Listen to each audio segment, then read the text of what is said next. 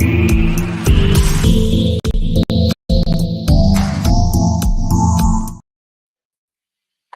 and welcome to Dojo Live this Thursday, October 24th, 2024. My name is Kim Landis and it's my pleasure to be hosting today, especially because I'm speaking again with Gregg Hopkins, President and Principal Consultant of Get Hoppy Consulting.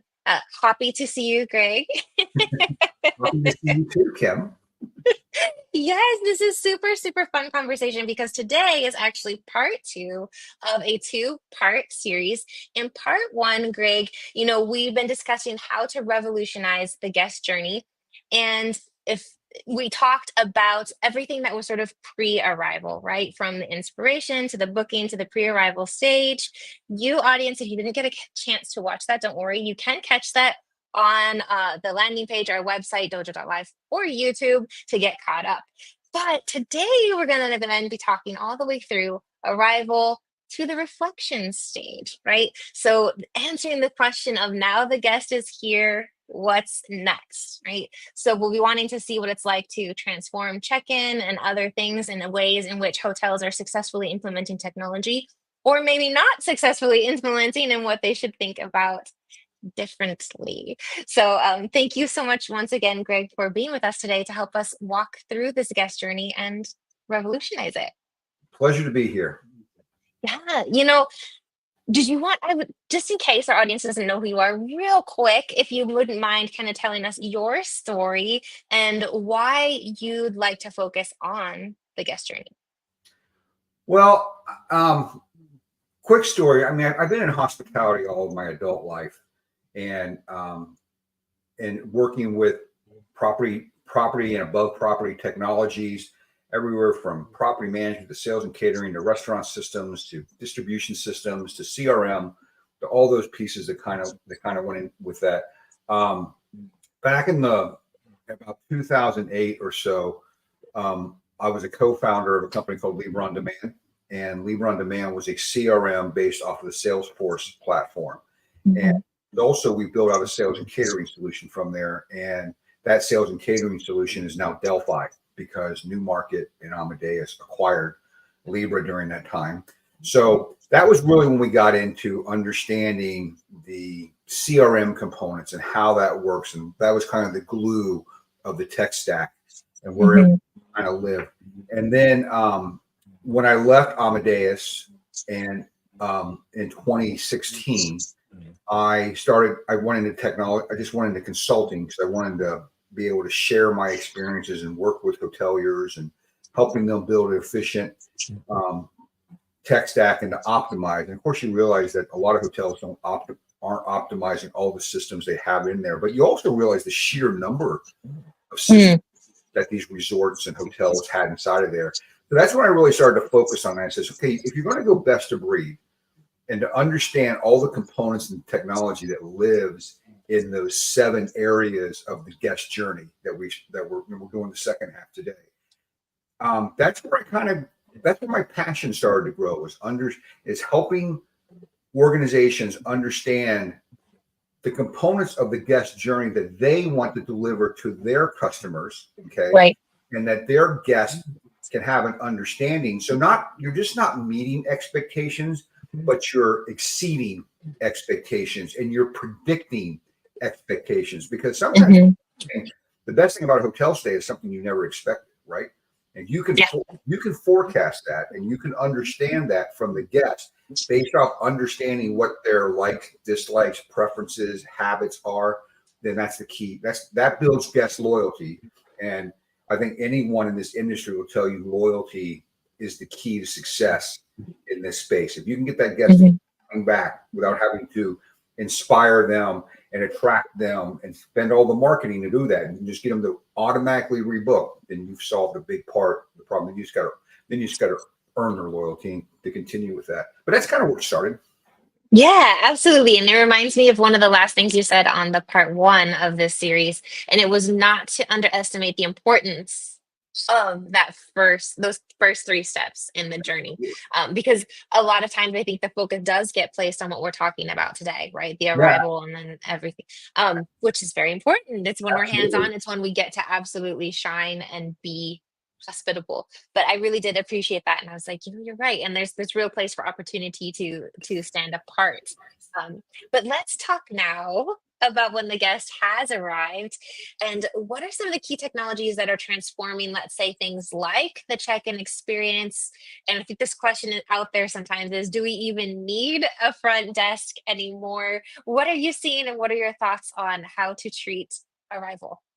Well, a lot of it has to do in your pre-work, right? So you have to use the technologies that they're using to pre-plan their stay. So whether that is through like a mobile check-in experience or a pre-arrival survey or the ability to book other venues in the hotel prior to arrival, and understanding that itinerary before the guest arrives is really key to making that check-in experience right. It's so if the guest, it's kind of like when you walk into a place and they know who you, and you feel like they know who you are, you just have a warmer feeling than feeling like, okay, I'm a complete stranger. I have to introduce myself to you. I have to teach you to like me, and I have to learn because I have probably done more work prior to arrival than the hotel has, and that's completely wrong, right? I know all that stuff. I checked out their website. I know what the spa offers. I know what the golf course is like. I know what the restaurants are like. I know because I've done my research. And you So chose them for a I reason. chose them for that reason. So why is the hotel doing that research on me? Why are they making me feel like a complete stranger when I walk into the room? So that's and preparing for that is so but you have to have a technology that's going to hold all that information, right? Because you got all Mhm. the disparate systems that are running. That's what the CRM comes into play because it can collect all that data. It can create a single guest itinerary. It can profile that guest, right? And with that, you at the end of the day, you can be prepared. So when Kim Lantis shows up at the hotel, you can go, "Welcome, Mrs. Lantis. It's great to have you back again." Um, um, and then I really hope we're really looking forward to having dinner on the rooftop tonight. That's all confirmed, and you're like, oh wow, they know who I am. Yeah. They prepared for me. I mean, I was doing one of my clients years ago with Libra was Kimpton Hotels, right? And I did a similar webinar in which we talked about whether this technology was creepy or cool. Okay. Kimpton told a story once where this guy checked in, and based off what they knew about his social profiles and his past history and everything else. So when he checks in, this guy loves his dog. So there's a picture of him with his dog on the night Uh-huh. when he checks in. And he says somewhere, goes, why does M&Ms have all the different colors? The only good ones are green. And he has a bowl of green M&Ms in his room. Mhm. So they derived that. He didn't tell the hotel that. He derived that. So is that creepy or is that cool on that level of service, right? I don't know. But those are ways to build an experience for the guest that's going to that's not going to meet their expectations, it's going to exceed what Absolutely. you're expecting. I think the line between creepy and cool would maybe be come back for me at least comes back to the loyalty piece. Like if I know that they know me because I'm a regular visitor or things like that, I think that level of detail would be like charming. But if it's my first visit, I might be like, oh boy, did I just walk into some like horror film? I don't know what's Right. happening here. But see, you would be someone that should be that would be a VIP because you have a medium, right? Yeah. You do these. So you may stay at a hotel for the first time, but if you get on there and says, hey, I stayed in a hotel in Dallas last week that was horrible, they're like, oh my gosh, I didn't or you could sit there and say, I stayed in a hotel in Dallas last week that was wonderful, Wonderful. right? And then because you're an influencer now, right? And that you Yep. need to understand, not sometimes your best guests have never stayed with you before because they're influencers, right? And understand that what that profile is, and I need to Absolutely. do that. I can't afford because you're one of those. If you're one of those guys that gets on Instagram and the first thing you do when you check in is take pictures of everything, and here's my view, and Yep. here's what the bathroom looks like, and everything. I love this hotel, and they've got thousands of people who are following them on, on TikTok or Facebook or Instagram. All of a sudden, why didn't we give them our best room? Why didn't we? It's free advertising, right? But you have to know that guest ahead of time. You can find out that information, and that's the technologies that you need to use in order before they can get there. Is there a technology path that you have kind of laid out of how to get there? I mean, recommendations in terms of, did you want to lean into that a little? Yeah, if you go to my website, I have the whole seven stages of the guest journey and what technology sits in all the different pieces. And then you take that and you want to give me a call, I can talk you through them and we can go through all that. A lot of times I do that because some people don't realize some of the pieces they're missing. And I use that in exercises to understand how they're all connected. They got to talk to each other. They got to connect. They can't live in a silo and hope that this information, and because there isn't, unfortunately, there's not really one there's not really one source of truth. All that truth is kind of shared across that. Again, the CRM kind of holds all that information, but the actual details, the transactional details, are usually sit inside of the disparate systems. Absolutely. So we've got the Cliff Notes cheat sheets of which technologies are going to feed into these different steps. That's amazing. And of course, a shout out to the vendors out there. Integration, API, make it happen, folks. You got to talk to each other. Data is gold. Absolutely. So you said before that the guest experience should feel seamless, of course, all the way from arrival through departure. Are there still gaps that hotels need to kind of address to ensure this? Well, they got to be connected, so that would be a gap if they're not. The other, a lot of hotels are relying on like apps or web apps in order to do the pre-arrival process, do the check-in, do the mobile key, do the service request, do the chat, to do the departure. So that's something that hotels need to spend time on, that because that is like another guest service agent at the hotel or a concierge at the hotel. It's just an electronic version of what they're working with. So if you have a quality one that's really neat and cool, it'll differentiate your property from others. But if it's bad, it'll also differentiate you in a bad way from other properties, because they'll say, well, I stayed there, but the app sucked, right? So it didn't work. So then they get frustrated, and it's like, well, is that just a reflection on the entire hotel, or and then because they'll do that. I mean, I think I told you the story before. I had a client in Nashville that I used to go up like almost every week in the Hilton hotel I stayed at there. I used the Hilton app.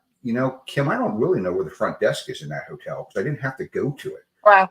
I checked online. I picked my room. I checked out online. I got my bill. I mean, I didn't have a need to go to the front desk. There was nothing there except for my free water, right? As a loyalty member, I had to go by and get my water. But other than that, I really didn't need the front desk. I had no need for that. And I talk about that in some of the things I publish online, which is also at the website, that we talk about is, do you still need a front desk? Do you still need that 30-foot, 40-foot long desk that has 8 stations, but 2 or 3 people standing behind it? Usually when you go in, which is always kind of weird to me, because it kind of looks like the old airline things, because these airports were built before came along, right? So these check-in desks are huge. You don't need that big of a check-in desk, but a hotel, especially if you're you have a good app. I mean, I have clients who are doing their check-in and everything is at the curb now. It's being done through valet. Why get out of the car, get inside, have to go inside, check in, come back in, just do it all there. I mean, you can do the mobile key, you can do the check-in, you have a map on the phone to give them directions. So is the traditional front desk still needed? I didn't say is guest services not needed, because you still need guest services, but you need that big desk in order to do that. And I think as newer hotels are being built, I think you'll see smaller and smaller front desk check-in, check-out, big lines should go away. And that's more of a guest services area where I can check in online, check out online, get my key, get my folio, make all my service requests, order room service, do everything I need to do through the power of my phone, or maybe the hotel has an in-room tablet or something that they're using to the television. There's a variety of different ways to communicate with your guests, and each hotel has different types of guests that different preferred ways of doing that. But yeah, that app, you've got to focus on that. The app and the CRM, because the CRM is going to drive your app too, because it's going to collect the data. The app is just a guest facing part of your CRM in a lot of ways. Right. Okay. Right. And I get the importance of the app and making sure that that is spot on, because if it's not, it's probably going to do the absolute opposite of what you're hoping to achieve, right? Because we Right. need to strike this balance between the use of technology to help drive efficiency and especially and to meet expectations, because this is what guests are experiencing outside of travel and hospitality, right? In e-commerce and elsewhere.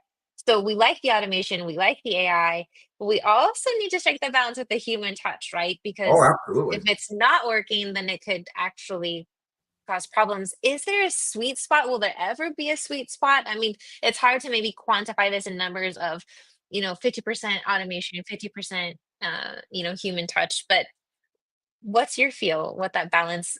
How I can we don't strike think the balance, or what's that balance going to look like? I don't think automation replaces people.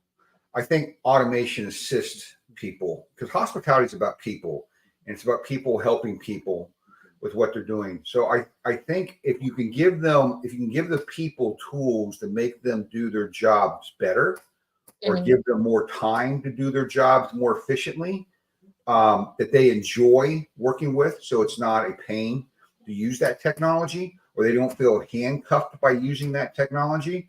I think that's where you got to find your mix. I don't think um, when you go in, you're saying, well, this, I mean, I don't like it when vendors say, well, we're going to save you all this labor because you don't need that. Well, you're not going to save the labor. Maybe you're going to redirect the labor.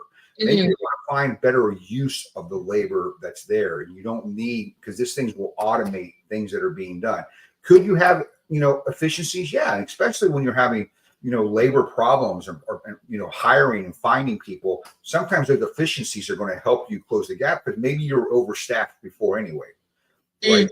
But that mix of people and technology, I don't know if there is a mix. It's how much can that technology help your staff be more efficient Right. with what they're doing, and then be able to get to a proper level of staffing in your hotel, that you're just not there just because of the volumes, right? I Right. mean, you could be 1,000 room hotel and only have a couple of people at the front desk if you're using technology efficiently. If everyone's using it to check in and get their keys and get around and do everything, and that's just guest services. Or 1,000 room hotel has 10, 12 people on the front desk. If I can cut that Wow. to a couple, because they're efficiently using that. But you got to teach the guest how to use it. Kind of like the banks, right? The Mhm. reason they put ATMs up, people say, "I'll still go in the bank." Well, hold on. Now I only got a couple of tellers behind the front desk, and I got lines at the door. Guess what? I'm going to learn how to use that. I'm going to use that when or the airports. You don't want to stand in line to check in. Check in online, or do it at a kiosk. If you got a bag, you got to check. Yep. They train their customers that technology was the easier path, but never took away the core component of being able to check you in and tag your bag and do all the other fun things that you need to do. It's just an interesting conversation because we're talking about apps and things in terms of like the arrival and the check-in experience. We've now leaned into the stay in Mm-hmm. terms of that guest experience. And a lot of the conversation that I'm hearing you mention in this guest journey, as far as the stay is concerned, is actually back house or staff facing more than guest facing. Do you think that there's enough attention paid to that kind of communication in the operation side, or should it be the front facing focus, the operational focus, both? Where would you like to see more technology happening? I like to see in the back of house operations, I'd like to see where the systems had a higher rate of adoption by employees. Because if it's hindering what they do, they're not going to use it, or they're going to use it as minimum as they have to.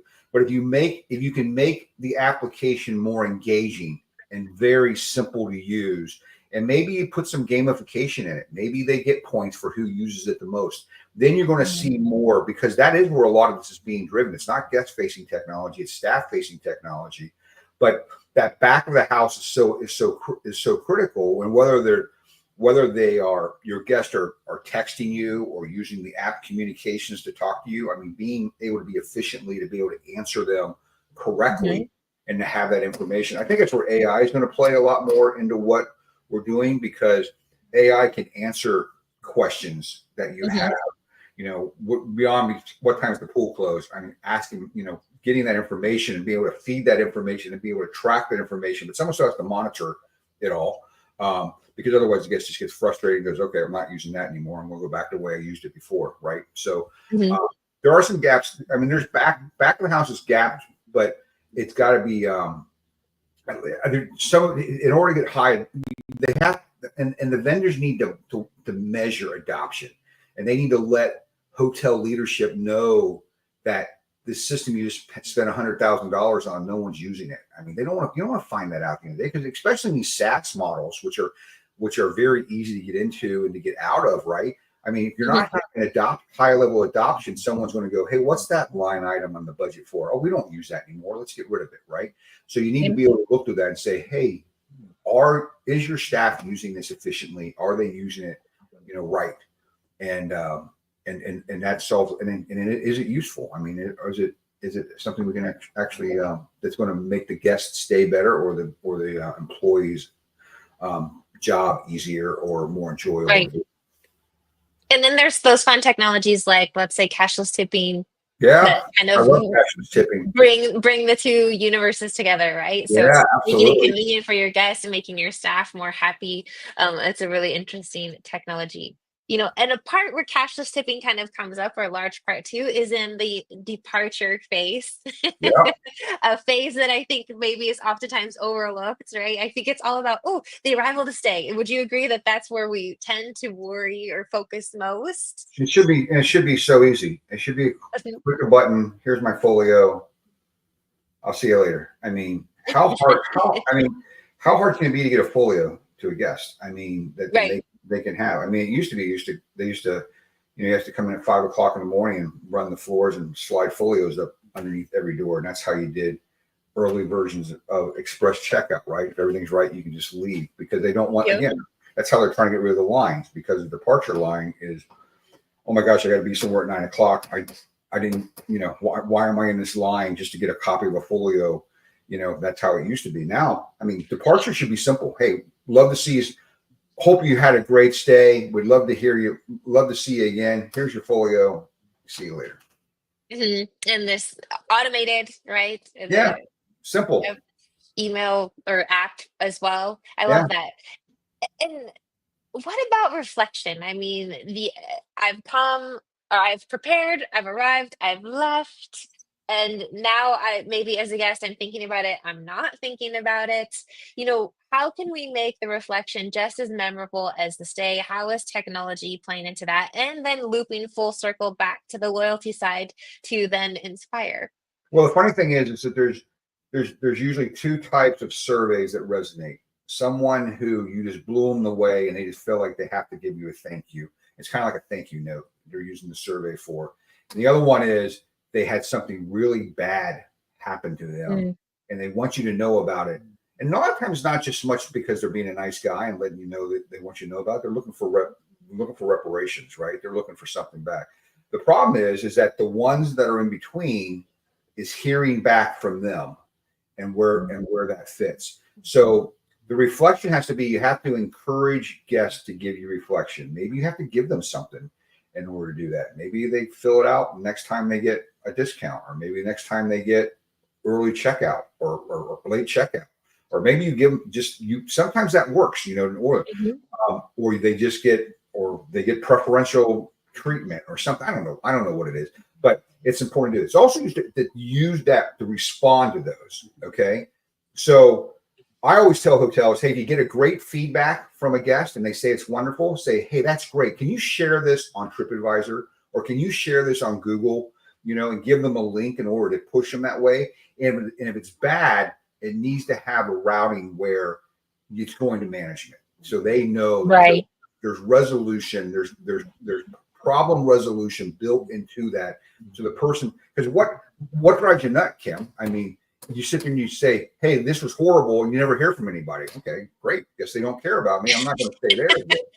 But they can Yep. come back to you And then you go tell a variety of other people about that bad experience and encourage right. them not to stay there as Yeah, well. don't let her go viral. Don't let her start telling the world about that. Let her know that, hey, you care, with that. The other thing is important is if you do see those things in a public forum, it's Hmm. good. It's good for you as a hotelier to respond in that public forum.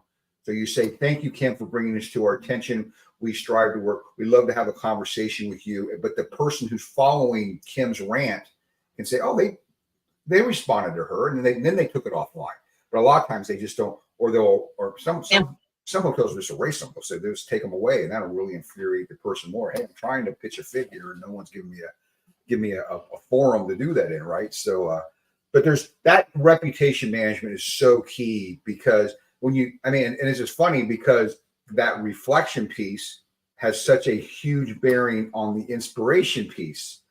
Okay, because Hmm. people want to hear what other people have to say about a property, other than what TripAdvisor and all these other rating people will tell you Yep. what it is. They want to hear from real guests, and they'll look at those things. So that reflection point has such an important part when you go back to the top of the journey, where that inspiration they're going to use those reflection components in order to drive decisions there as they go along. And then of course after the reflection to the inspiration, that's where again your CRM is going to come into play, because that's the only way you can be connected to that guest. Property management systems, which a lot of people thought were the center of the universe before, or some do, they're transactional. So once you check out,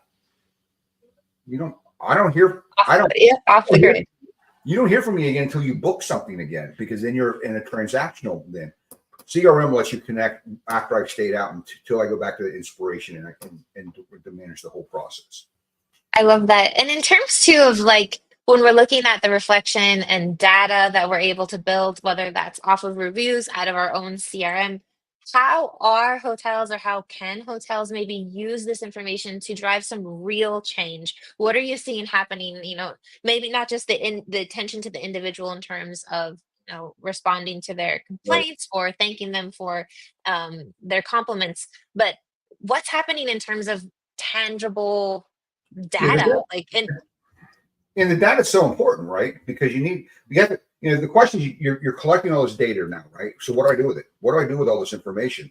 So whether it's financial data or statistical data or whatever you're using in there, it's important you have a great tool that can allow you to collect and dissect and compare and contrast and do all those things you want to do with that, and across other areas. So you have a spa system and a PMS, and you should be able to effectively look and say what percentage of our guests use the spa, because you're going across multiple systems, right?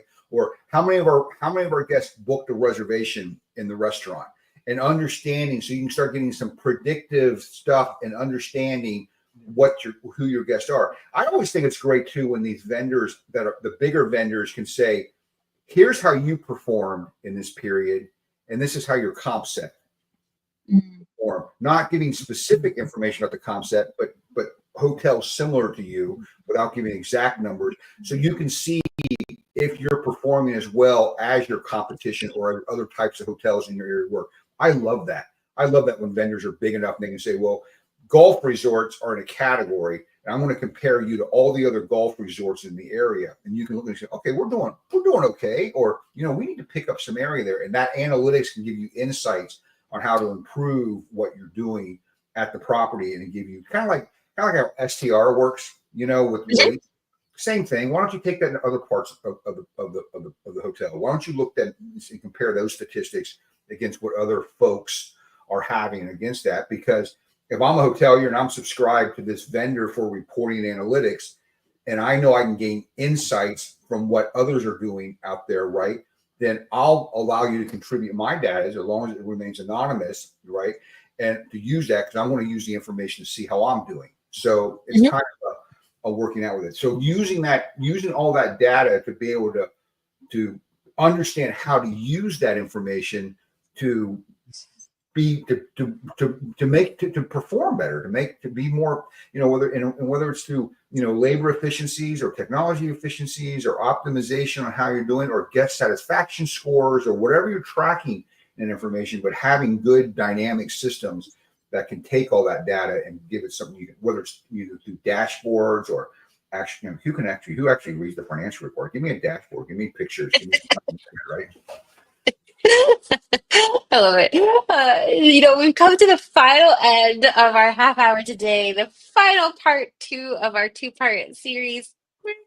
But looking ahead, I guess my final question for you would be, what should hoteliers be asking themselves? I mean, what advice do you have for them in answering these questions? Because we can't get to the answers if we're not asking the right questions, right? So what's next?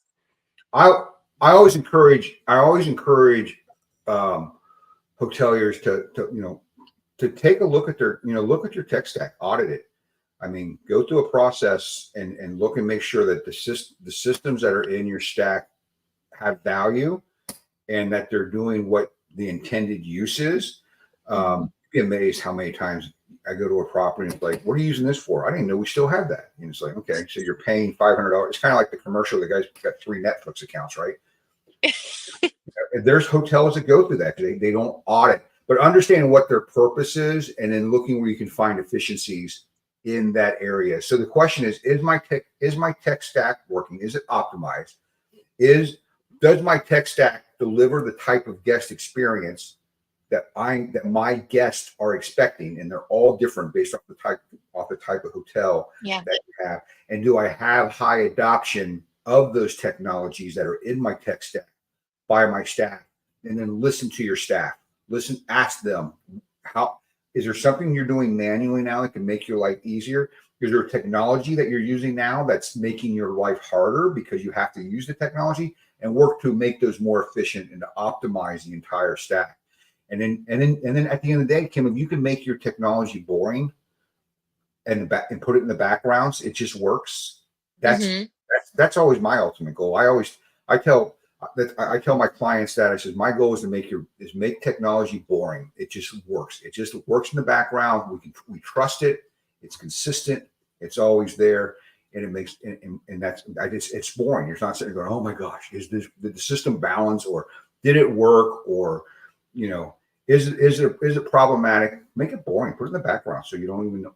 It's kind of like your light. You flip the switch, the lights come on, right? Electricity is kind of boring, very complex. I don't know how it all works, but I know when I flip that switch, the light goes on. It works. It's boring. Yeah, I love It's it. boring. It's I've boring, never thought about boring being synonymous with seamless, right? but it makes sense. Absolutely. I love it. I love it. Very, very good advice, Greg. It has been a pleasure speaking with you, learning from you today on Dojo Live. For me, if I've learned anything, I think over these past two conversations, it's that hotels need to continually ask themselves, is our technology enhancing the guest experience or just creating more noise? So absolutely. It's all about ensuring that those systems are integrated, guest centric, and of course staff centric, which is also amazing, because they need to be for the future of hospitality. Before we say goodbye today, Greg, where might people reach out to you, get a hold of you, learn more about Get Hoppy Consulting, and headed anywhere these days to any conferences? We'll be at the hospitality show next week, and then in San Antonio, and then next month in November we'll be at the Hotel Forum in Los Angeles. I'm really looking forward to ending the year on those two great conferences and catching up with colleagues and making new friends and seeing what's new, what's going on out there. But yeah, I mean, I'm active on LinkedIn. You can find me. You can find me there. Gregg Hopkins. Nothing fancy with what's going The on with double that. G. Double G, 3 G's actually, but Wow. of course. So, and then the website is gregghopkins.com, and you can learn all about me there. You can contact me then through there, or you can always drop me a line at gregghopkins.com, and I in there. But I love talking about what people need and trying to understand and being able to help them if we can, and if not, I can point them in the right direction where they can get what they need to accomplish. So Perfect. Well, thank you very much once again. And to our audience, Dojo Live will also be at the hospitality show next week. So if you're interested in talking with me while there, participating in a pop-up interview, I'll be around walking the floor, probably wearing a pink blazer, and it would be a pleasure to speak to you as well. So safe travels, everyone, and see you in San Antonio. Bye for now. See you there.